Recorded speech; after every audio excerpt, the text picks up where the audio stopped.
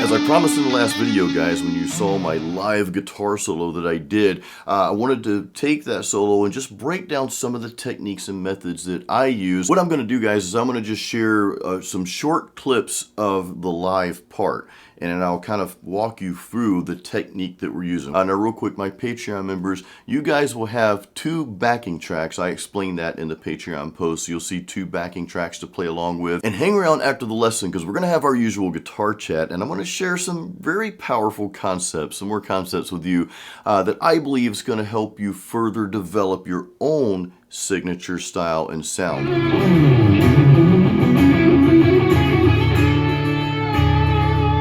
Palm muting. Now, when we think of palm muting, we normally think of metal rhythms.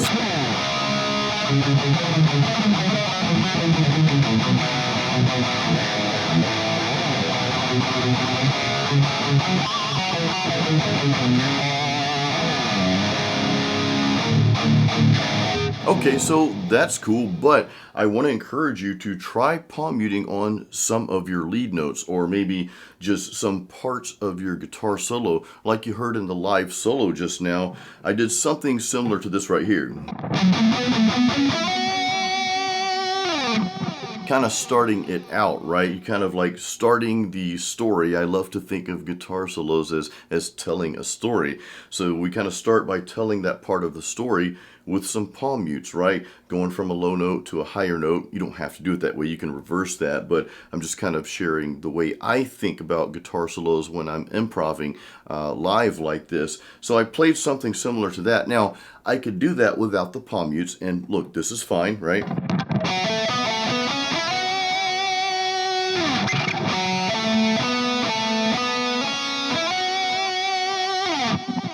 I like this right here better though.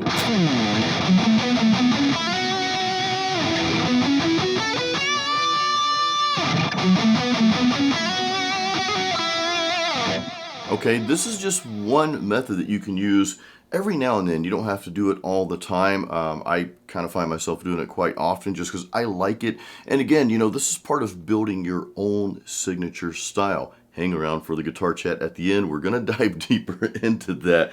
But try that on some of your lead parts.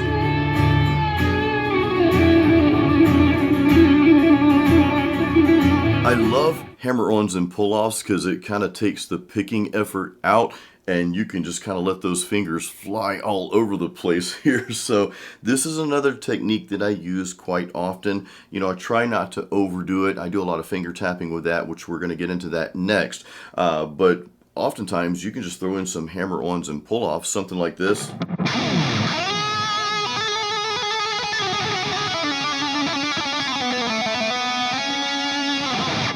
All right, something like that. And the cool part about what I just did is I'm really just playing around with 3 notes at a time. It kind of looks a little fancy because, you know, you can get up to speed with the hammer-ons and pull-offs because, well, it's just a little bit easier as you get that down.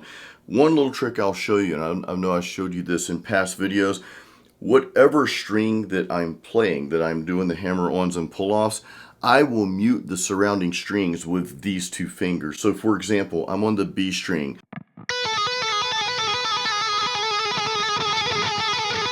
Okay, watch my hand down here. Watch what I'm doing.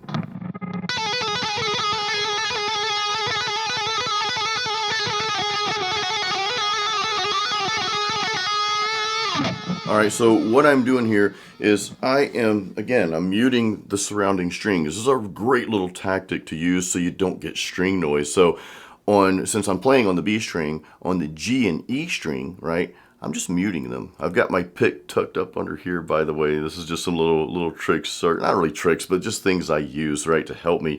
I'll tuck my pick as I'm playing. I'll just tuck it under that middle finger there. I'll use these two strings to mute, okay? I'm sorry, these two strings. I'll use these two fingers to mute the surrounding strings.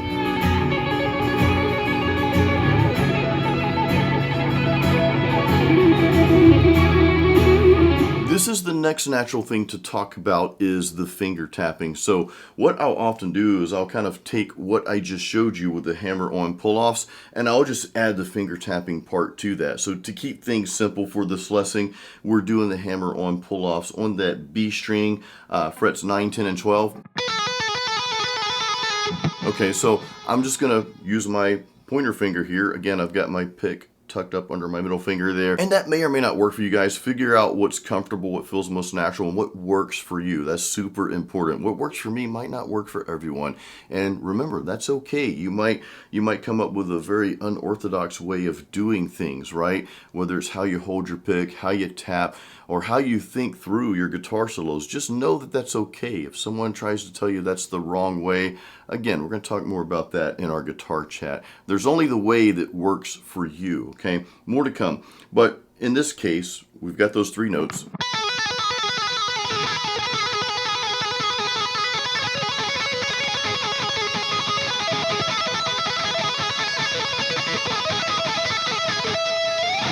Okay, so all we're doing is just adding that finger tap in there. One thing I want to encourage you to do is work on those hammer-ons and pull-offs. A lot of times when it comes to finger tapping, the weakest part might be your fretboard hand, your fretting hand, because you're not used to going as fast. A lot of times you might be able to tap faster with that one finger. So do practice those hammer-ons and pull-offs. And then just adding the tapping in is going to be a little bit easier. So again, we've got those 3 notes, B string, 9, 10, and 12 there. And I'm just going to use my pointer finger to tap. Some people tap with their middle finger. Again, there's no right or wrong way. There's only the way that works best for you. Okay, but I'm tapping on the 14th fret and then also the 17th fret.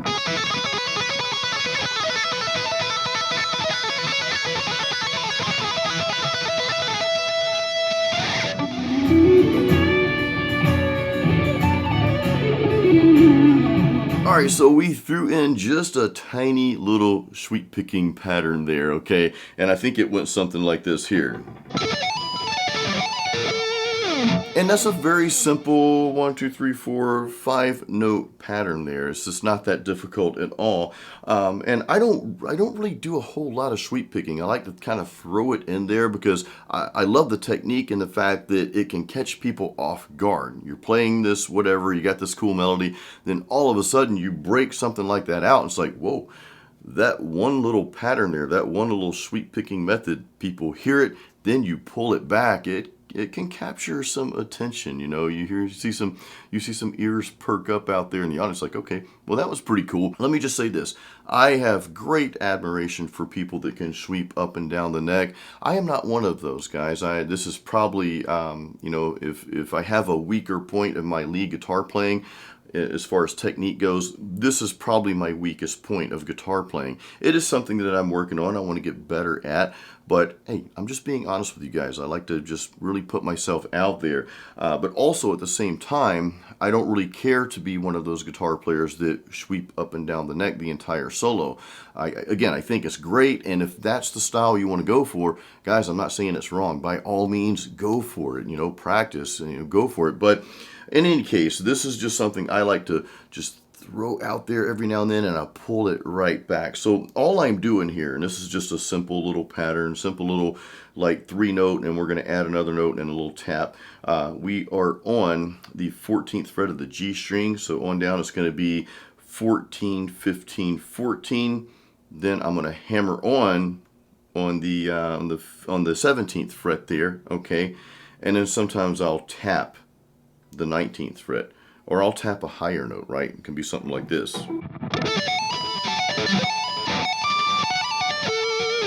Something like that, right? And a little strategy that I use from time to time, you'll hear this in a lot of my solos.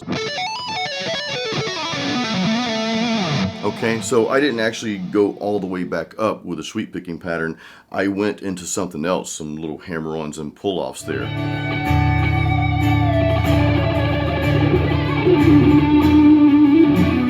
Now, one thing I do consider one of my personal strong points, and strong point in your guitar playing often revolves around just what you love to play. Well, I love alternate picking. I love speed picking. Another little tip here, and this is just what I do this for sweep picking anytime I have a sweep coming up, or if I'm doing a lot of speed picking. Not all the time, but the majority of the time I'm doing any kind of alternate picking. I do like to use my neck pickup as opposed to the bridge pickup.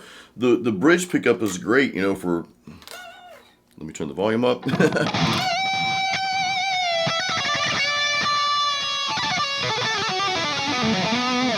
But again, when I'm playing a little bit faster alternate picking, I like to go up to that neck pickup.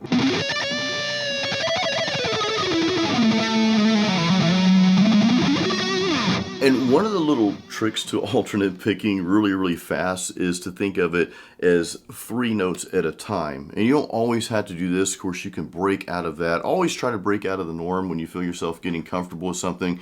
Maybe push yourself to go a little bit further or try a little something different. I think this helps, build your personal style playing while also expanding it, okay? And this is important. But just kind of starting out, just thinking through, man, well, some of that stuff's fast. Just think of 3 notes at a time. And it will sound very simplified when you break it down like that. For example, we're down here on the B string. We've got 17, 15, 14, right?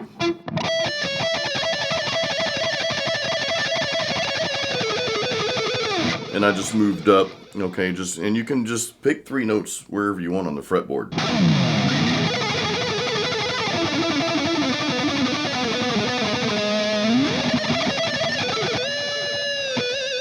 But again, just pick 3 notes wherever, doesn't matter where, and just practice going as fast as you possibly can. Don't worry about who's listening and don't be too hard on yourself, but just keep practicing over and over. That will come through. One more quick tip before we get to our guitar chat here. I like to play in different keys. Most of the time, us guitar players, we kind of gravitate towards a specific key, like, of course, the E minor, right? If you're in standard tuning like I am, we're playing metal most of the time.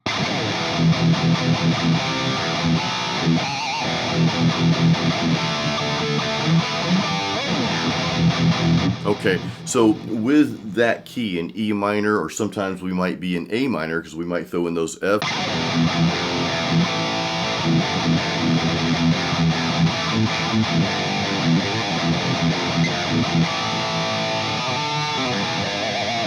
All right, so you're going to be used to playing certain notes on certain frets, playing in your familiar keys, right? Which E minor, I mean.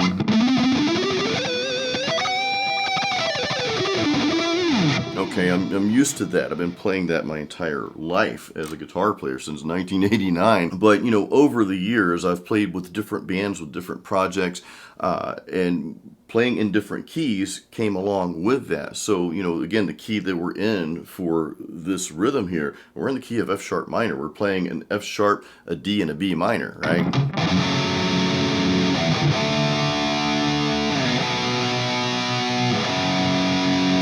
So you're going to be playing different notes, different places throughout the fretboard, different frets to fit that key. So that's just an important note that I wanted to bring up. That is also, what did we talk about just a minute ago? We talked about expanding your style as you develop your own style. Well, that's really going to help you expand, okay? And it's going to help you learn your fretboard so much better playing in different keys. All right, guys, time for our little guitar chat. I always enjoy this time with you. Real quick before we go there, don't forget to check out the description of this video. I've got some other videos, links to other YouTube videos that go a little bit deeper into the techniques, some of the techniques that we went over in this video. I've even got some beginners videos on some of these techniques. So hey, spend some time in the description and go back and watch some of those videos. All right, guitar chat time. Guys, I'm real big on you developing your own style, your own sound, especially when it comes to being a solo guitar player, being a lead guitar player. I think it's so important that when you play those notes, that people that you know, people in the audience, they can tell it's you, okay? It doesn't sound like Malmsteen. It doesn't sound like Satriani. It doesn't sound like any of these people.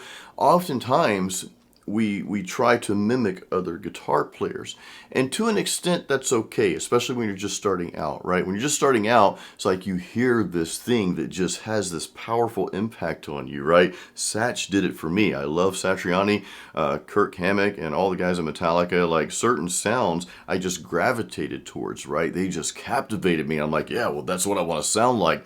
However, at some point, you have to realize that you need to start developing your own style and sound. Now, some of those influences will shine through naturally in your playing, in your music. And that's okay, but I really just want you to focus. Just put your mindset on developing your own style and sound. Now, I want to mention something that might sound a little unorthodox, and maybe other guitar instructors. I don't really consider myself a guitar teacher. I mean, yeah, I have courses out there. Most of you are in my Metal Riff Master course. I'm working on a lead guitar course now as well. But most of you are in my Metal Riff Master course, or if you're just starting out, you're in my Metal Guitar Apprentice course. Again, links to all that good stuff's in the description of this video. Some guitar teachers I've heard out there will tell you there is just this one way to approach music, this one specific way. You have to hold your pick this way, or you have to play these scales during this rhythm part, or whatever the case may be. Guys, I am big on playing what you feel. Now, I'm not saying don't learn the basic principles, right? A big principle, though, is just simply to play your instrument as much as you possibly can. And with doing that, challenge yourself, push yourself, right? Expand. You know, we talked about expanding. Play in different keys. Maybe you have a key that you're comfortable with. Well, hey, throw down a rhythm in your studio, right, in a different key, and play in that key. This thing here, we had an F sharp minor, a D, a B minor, back to F sharp minor. That's probably a key that you're not used to playing in. So hey, throw something down in a different key and start just finding out what notes go with that key, right? And the best way you can do that, and look, you can learn music theory, you can do all this other stuff. That's fine. I'm not against that, but I believe personally the best, or at least what's best for me, is just to put down that rhythm and let my ears do the work. Do these notes that I'm playing with that rhythm, do they sound good? Do they sound like they fit? If the answer is no, well, play some different notes. Play notes until you figure out what goes with that. And this is just like a journey that you go on, like you're exploring. And in the interim, you're also creating your own style, because you're going to start playing different notes, different things, and coming up with different melodies, which I believe are super important as a lead guitar player. You know, you want to do all the fast stuff. Yeah, great. Do the sweep picking, do the finger tapping, do the alternate picking, the speed picking, but don't forget about the melodies. You know, when you combine all that together, you've got a really powerful thing. And then you combine developing your signature style on top of all that, then you've got something that no one can mimic. They can't take that away from you, and it is you. I've said this before. No one can replicate you, guys. No one can do exactly what you do the exact way that you do it, right? We're all individuals here. So I'm getting notifications on my phone. I'm waiting on a plumber. This is not related to this video, but I went to the gym, which is why I'm still in my gym clothes here. And my wife texts me. She's like, "We got a problem." Yeah, that wasn't cool. She went to turn on the water to water the plants, and the whole spigot broke off. So anyway, I had to shut the water off at the main, and we've got a plumber coming over to fix that shortly. A little side story there, but hey guys, this is real life, man. It's just part of living, right? Hey, I'm grateful that we have running water. You know, some places in the world, well, they don't have that, so I'm grateful for that. Anyway, guys, I'm also grateful for you guys watching this video. Hey, please give this a thumbs up if it helped you. Make sure you subscribe to the channel and all that good stuff. Guys, again, don't forget to check out the link. So I've got some other videos going into some of these techniques, so hey, go through those videos. I've also got my albums and my guitar courses. Those are just good ways to support what I'm doing here, and which I greatly appreciate that. I hope you guys have an awesome rest of the day or rest of the week. I don't even know what day it is, and until next time, as always, keep it metal and keep playing music.